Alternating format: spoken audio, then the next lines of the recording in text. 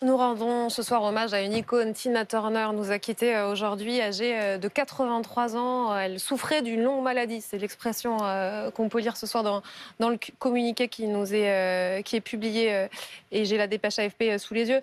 On est tous émus parce qu'on a plein de tubes qui nous viennent en tête. On se souvient de sa puissance, de sa grâce aussi féline, Candice Mahout. Eh, Combien de tubes? On ne peut même pas les citer d'ailleurs. Non, on ne peut pas tous les citer, effectivement. On peut pas, on va en entendre sans doute. Ce serait peut-être bien de se dire qu'elle est tout simplement la meilleure, non? Est-ce qu'on peut on peut en Oui, prendre celui-là? c'était la reine du rock'n'roll aussi, c'était ça son surnom. C'était la reine du rock'n'roll. C'est vraiment une tigresse, cette allure, cette force. Il y avait cette voix, et dans cette voix, elle faisait passer justement effectivement toute son énergie, sa rage, parce qu'on sait aussi qu'elle a eu une vie personnelle mouvementée, turbulente. Elle a été violentée par son mari, qui l'a découvert, Ike Turner. Donc, Oui, qui il y a à était la fois celui qui la lance, celui qui la façonne au début. Avec voilà. Turner, leur duo mythique, on s'en souvient très bien. J'espère qu'on les entendra dans un instant. Jackie Lombard est avec nous. Bonsoir.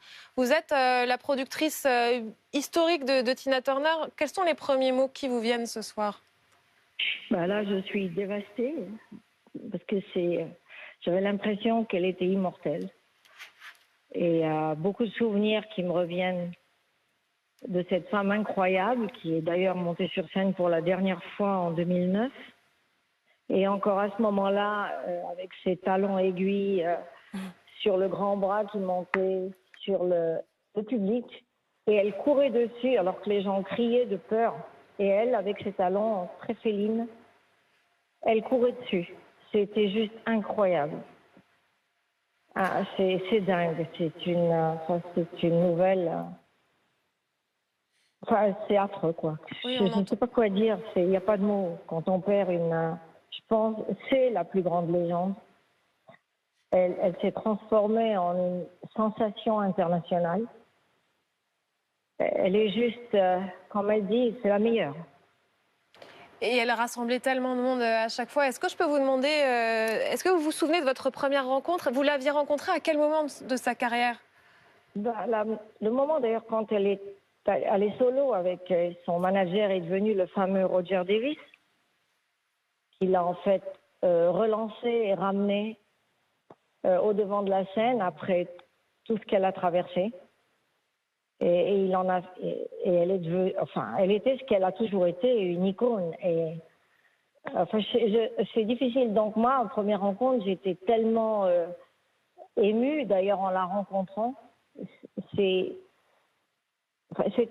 trop touchant. Je sais pas. J'avais l'impression de rêver quand elle était devant moi, et je me dis, c'est pas possible que je travaille avec cette femme extraordinaire dont j'ai toujours rêvé. Et j'oublierai jamais qu'encore très jeune, j'allais la voir en tant que Ike et Tina Turner. Et c'était un rêve, en fait, qui s'est réalisé, je pense, en 87, quand j'ai commencé à travailler avec elle. Et on a fini les derniers concerts en 2009.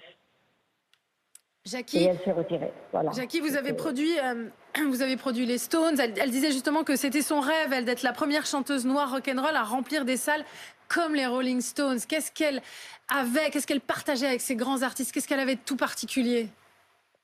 En particulier, de toute façon, c'est ce qu'elle. D'ailleurs, on a produit avec elle. En fait, on a fait les plus grands endroits comme le château de Versailles, que j'oublierai jamais, ou le Stade de France en 2000, où elle s'est retirée, elle avait fait ses adieux, et elle est revenue une seule fois en 2009.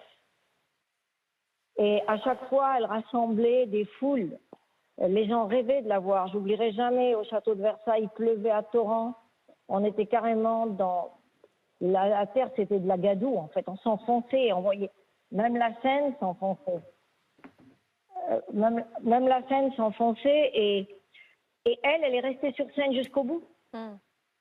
Vous avez vécu la mue qu'elle fait, c'est-à-dire que Tina Turner, c'est d'abord un duo avec Ike, duo mythique. Hein, j'aimerais bien qu'on entende tout à l'heure River Deep Mountain High, qui est une sublime chanson. Mais comment arrive-t-elle à se lancer en solo? Donc, oui, que j'ai pas connu.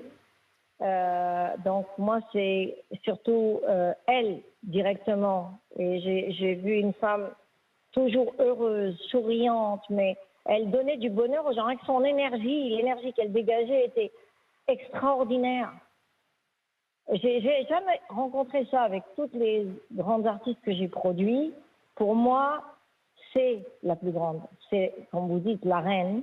Il n'y aura jamais mieux que ça. C'est vrai, on parle de Beyoncé comme son successeur. Mais comme elle, non. Impossible. C'est complètement différent. Est-ce qu'on peut dire aussi qu'elle était féministe après tout ce qu'elle a vécu? Enfin, il faudrait d'ailleurs qu'on l'explique. Enfin, elle a vécu, oui, elle a été violentée par son mari, et elle l'a suffisamment Oui, mais ça, expliqué, mais elle en a fait aussi un combat. Moi, j'ai pas vu ça. Pendant les concerts, c'était surtout l'artiste que je voyais, mais je voyais pas du tout ce côté féministe et on n'en parlait jamais. Elle était passée à autre chose. Complètement. Mais complètement.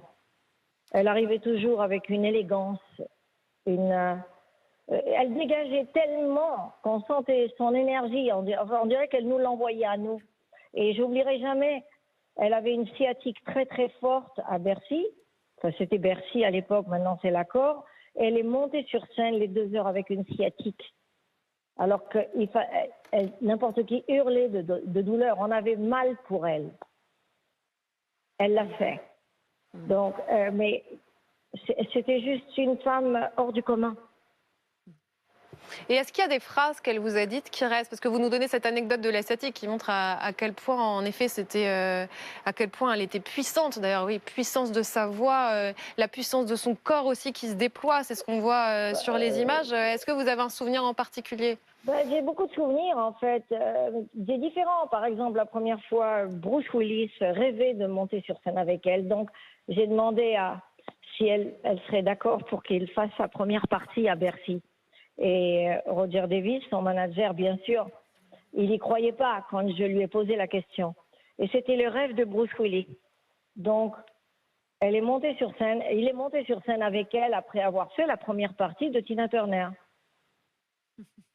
Et ça, c'était donc ça a dû être peut-être en 90. J'essaie de me souvenir. Enfin, on en a fait tellement que j'arrive pas vraiment à me souvenir, en fait.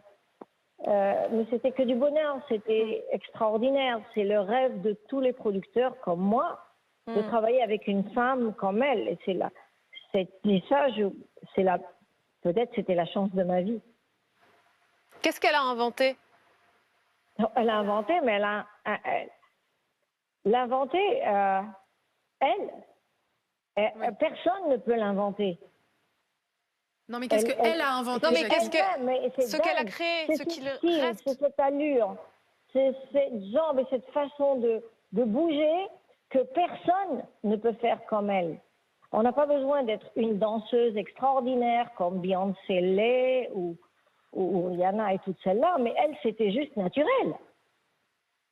Tous ces gestes, c'était que naturel. Pas de chorégraphie ou tout ça, mais tout arrivait naturellement. Comment travaillait-elle en équipe? En équipe, c'est-à-dire que nous, de toute façon, elle était aimée par tout le monde, mais elle était, comment dire, en équipe, on n'était pas là en fait lorsqu'elle répétait avec eux parce qu'elle arrivait avec le concert, mais quand on la voyait, nous, la gentillesse et la communication, en fait, elle nous envoyait, comme nous, comme les autres d'ailleurs, quelque chose. Elle était tellement spirituelle surtout.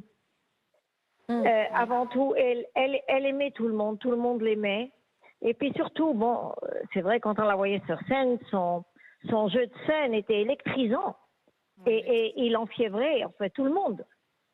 Et là, Jackie, on la voit sur ces images, elle n'est que sourire, elle n'est que grands éclats de rire, elle joue, elle danse. Elle était tout le temps comme ça, même dans les coulisses, même en train de travailler. Elle était tout le temps comme ça. Mais ce qui m'a étonné le plus, c'est qu'elle était en souffrance un soir, et malgré ça, elle souriait à tout le monde, elle remerciait tout le monde.